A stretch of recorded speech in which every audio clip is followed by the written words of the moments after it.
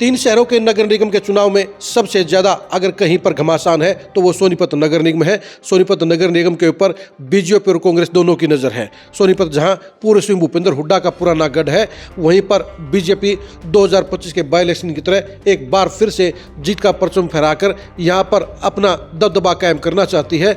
इस बारे में सबसे जो इम्पोर्टेंट डिसाइडिंग फैक्टर रहेगा वो रहेगा वोटिंग परसेंटेज। नमस्कार, मैं हूं कुलदीप सुरान। आज हम खरी खरी न्यूज़ में चर्चा करेंगे सोनीपत नगर निगम के इलेक्शन में वोटिंग परसेंटेज की इंपॉर्टेंस की, इम्पैक्ट की और परिणाम के ऊपर असर की।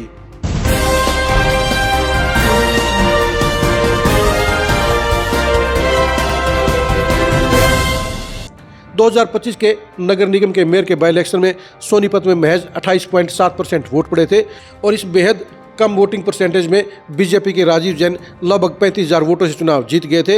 इस बार के नगर निगम के चुनाव में साफ तौर पर नजर आ रहा है कि वोटिंग परसेंटेज 50% से ऊपर जाएगी और वोटिंग परसेंटेज ही ये डिसाइड करेगी कि इस बार मुकाबला एक तरफा होगा, इस बार मुकाबला कांटे का होगा या इस बार उलटफेर होगा। अगर हम 2020 के नगर निगम चुनाव के साथ में दोनों की तुलना करें तो साफ तौर पर जाहिर हो जाता है कि 2020 में लगभग 60% पोलिंग हुई थी और उसमें कांग्रेस के निखिल मैदान लगभग 14,000 वोटों से चुनाव जीते थे।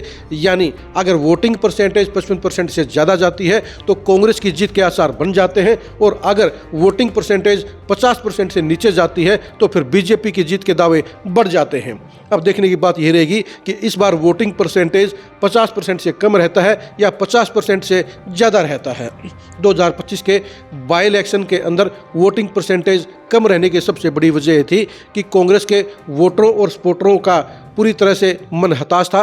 विधानसभा चुनाव में हार के बाद कांग्रेस कैडर के अंदर बड़ी मायूसी थी, इसलिए कांग्रेस के वोटर और सपोर्टर वोट डालने के लिए नहीं निकले और यही वजह रही कि वोटिंग परसेंटेज महज 28.7 रही। इसमें से भी बीजेपी के वोटरों की संख्या लगभग 35-36% की जा सकती है और कांग्रेस के वोटर और सपोर्टरों की संख्या महज 20% की जा सकती है और यही वजह रही कि बीजेपी लगभग 35,000 वोटों से चुनाव जीत गई।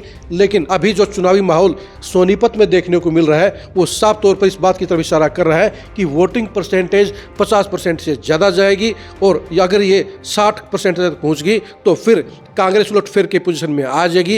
यानी 2020 वाला चुनाव परिणाम फिर से दोहराया जा सकता है और अगर वोटिंग परसेंटेज 50% से कम रहती है तो फिर बीजेपी के चुनाव जीतने के आसार बढ़ जाएंगे। लेकिन जो नज़ारा अभी देखने को मिल रहा है, जो चर्चा अभी सोनीपत नगर निगम के एरिया में चल रही है, वो साफ तौर पर दिखा रही है कि चुनाव के अंदर गर्मी है। चुनाव के अंदर एमसी के चुनाव इंक्लूड होने के चलते वोटिंग परसेंटेज इस बार 28.7 बिल्कुल नहीं रहेगी, बल्कि ये 50% से ज़्यादा रहेगी।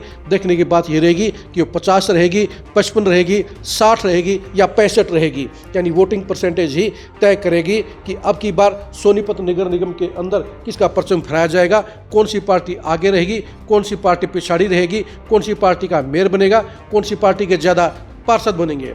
2020 के चुनाव के अंदर जहां बीजेपी के 10 पार्षद बने थे वहीं कांग्रेस के 9 पार्षद बने थे और एक पार्षद इंडिपेंडेंट चुनाव जीता था। उस पोजीशन में भी कांग्रेस प्रत्याशी निखिल मैदान लगभग 14,000 वोटों से चुनाव जीते थे। इस बार भी पार्षदों के अंदर कांटे की टक्कर चल रही है। अभी 50-50% के हिसाब से ही दोनों पार्टियों के आसार नजर आ रहे हैं। यही वजह है कि इस बार के इलेक्शन को एक तरफा इलेक्शन नहीं कहा जा सकता। जिस तरह से 2025 के मेयर बाई इलेक्शन में एक तरफा चुनाव रहा था वो पोजीशन अभी नज़र नहीं आती है। यानी इस बार सोनीपत में नज़दीकी घमासान होगा और नज़दीकी घमासान में वोटिंग परसेंटेज ही तय करेगी कि बाजी किसके हाथ में रहेगी।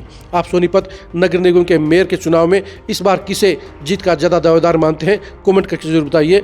मेयर के चुनाव में राजीव जैन और कमल दीवान में से कौन आपकी नज़र में जीत सकता है, कमेंट करके जरूर बताइए। इस बार सोनीपत नगर निगम में सबसे इंपॉर्टेंट फैक्टर क्या रहेगा ये भी कमेंट करके जरूर बताइए। सोनीपत नगर निगम के चुनाव में इस बार वोटिंग परसेंटेज क्या रह सकती है, इसके बारे में भी कमेंट करके जरूर बताइए। आप हमारे फेसबुक पेज को फॉलो कीजिए, आप हमारे यूट्यूब चैनल को सब्सक्राइब कीजिए। नमस्कार।